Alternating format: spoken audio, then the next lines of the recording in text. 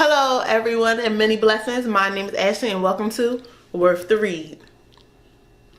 Here on my channel we talk about books that are worth spending your time, your precious time, to read. So let's get into it. Today on Worth the Read we're going to be talking about a middle grade novel, and that book is Nevermoor by Jessica Townsend. I picked up this book because everyone is comparing it to Harry Potter.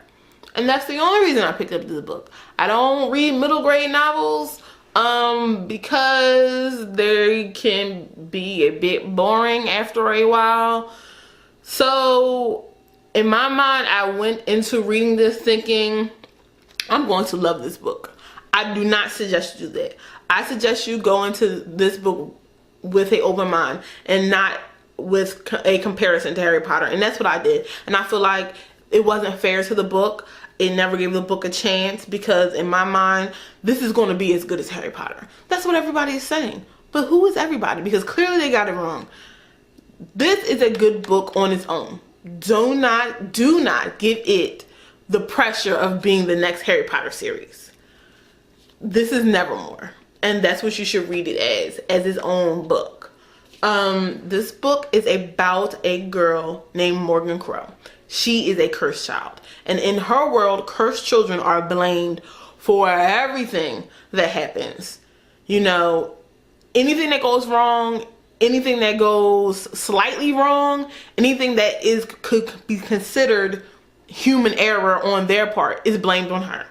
And because it's blamed on her, her father, who is a politician, and we know how politicians are, has to pay out for things that happen in the town. For example, say I'm walking down the street and I'm carrying a bunch of groceries to the point where I'm like, it's dangerous. I can't see and this is dangerous. I could hurt myself.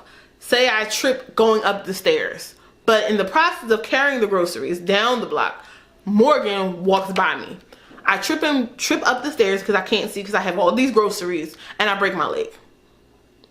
In a normal world, that would be my fault. Why am I carrying all these groceries? In Morgan's world, it is her fault because she walked past me while I was carrying all these groceries. So in her mind, logically, all these things that are happening in her town aren't her fault. They're just explained by human error, but she gets blamed for it. So she costs her dad a lot of money. And also by being a cursed child, she gets to die on her 11th birthday. How great is that? To know that you're going to die on your 11th birthday. You have no friends. Your dad can't stand you because you're costing him more than you're worth. And you're going to die on your 11th birthday and you know it. The book mood changes when a man named Jupiter shows up at her door on her actual 11th birthday. So she's having dinner with her family. I don't want to tell the whole book, but she's having dinner with her family and she knows this is her last meal. And then this man pops out of nowhere and changes her whole world. He ends up taking her to Nevermoor. And she, while in Nevermoor, is pledging to be in a secret society of spies.